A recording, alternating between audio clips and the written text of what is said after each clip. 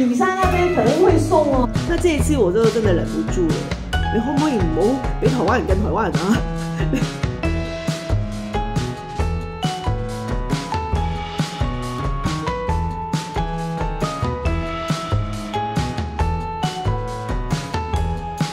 ？Hello， 大家好，欢迎大家来到林之甜品，我是雨仙。之前我的朋友他要搬新家，然后我就去他的家嘛。去到他家的时候，楼下的管理员一看到我就问我：“你是房客吗？”然后我就说：“为什么问我是不是房客呢？可能最近很多人都搬来，所以以为我是就是住这里住吧。”然后我就觉得反正没差，我就说：“啊，是。”然后他就让我上去了。后来之后隔了几个月，我又去了我朋友的家，然后那个管理员一看到我，也是说：“你是房客吗？”然后我就想说，我可能隔了几个月，还有一点点印象我是房客吧。然后我就说：“啊，是。”然后他又让我上去了。后来隔了又一段时间，我去的时候，他也是一样问我：“你是房客吗？还是你是补习老师？”我觉得怎么了？我的样子就是好像不会像是房东吗？一定是一个房客吗？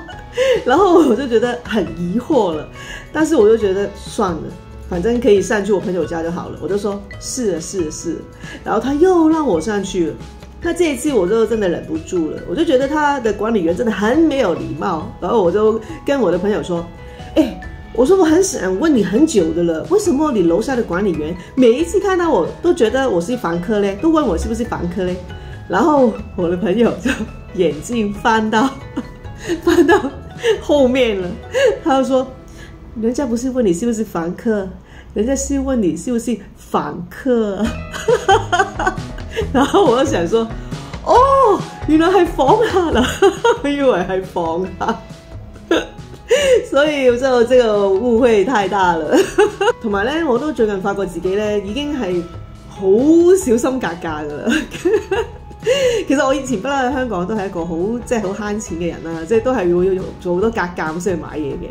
咁而家咧就喺台灣咧，咁我有一次想買一個涼杯，咁咧就其實嗰個錢就係50幾蚊台幣嘅啫，但我都諗咗3日。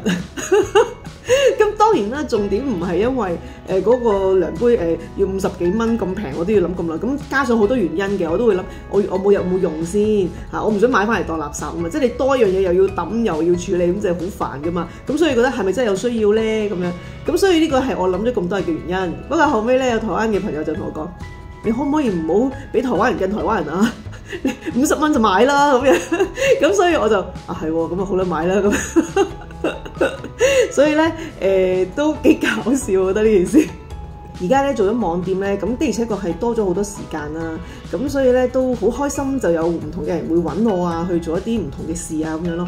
咁所以最近咧就去咗一個地方咧，就幫手做一個主持啦，帶啲活動咁樣啦，遊戲咁樣咯。咁我都覺得好開心喎，因為我覺得呢種感覺就好似老師即係帶遊戲或者上堂咁樣，要攞住個咪講下嘢咁樣，咁啊都幾好嘅。所以咧即係大家不妨都可以揾下我，有其他嘅啲咩嘢，想我幫手喎，咁啊都可以歡迎揾下我㗎。今天很高興來到那個國立教育廣播電台，然後就幫忙做一個帶遊戲的活動。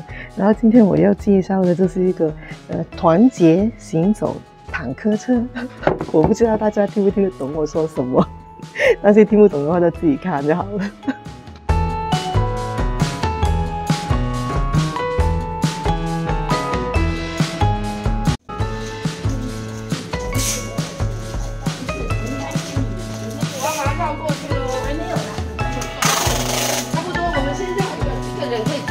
提示一下，反過來可能會鬆哦。反過來的時候，那個輪胎的為什麼會鬆掉？鬆掉。對，所以正反。對。不要走歪哦，不要走歪哦。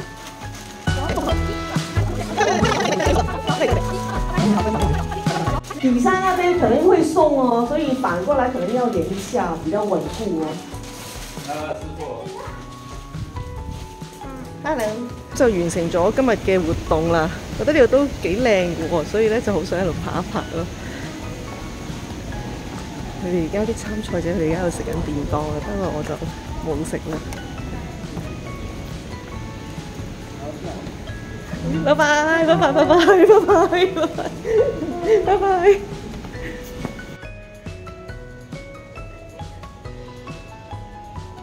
哇！喺咧小南門嗰邊咁樣走過嚟咧，都好近嘅啫喎。好似呢度個植物公園咧咁古色古香嘅，好得意啊！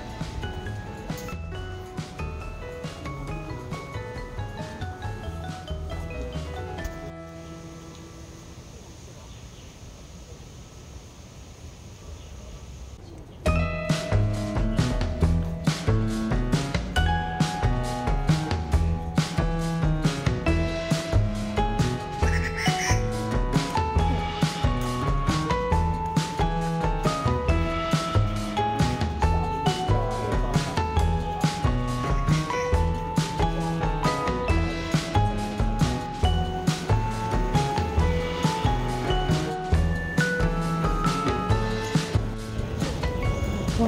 禮拜日呢啲時間咧，就真係好多人咧嚟到公園休息下咁樣，悠哉悠哉咁樣幾舒服。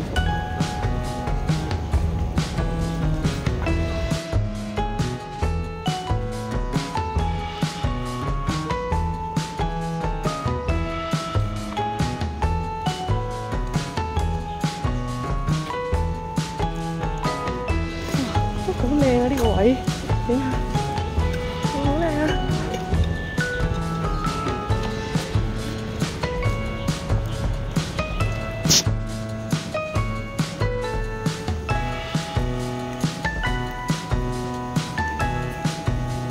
如果你咧想我去你嘅鋪頭嗰度咧，係幫你影下拍片啊嗰啲咧，宣傳一下嗰啲咧，咁你都可以咧私信我啦，或者咧用官方 line 嚟同我問下我啦咁樣嘅。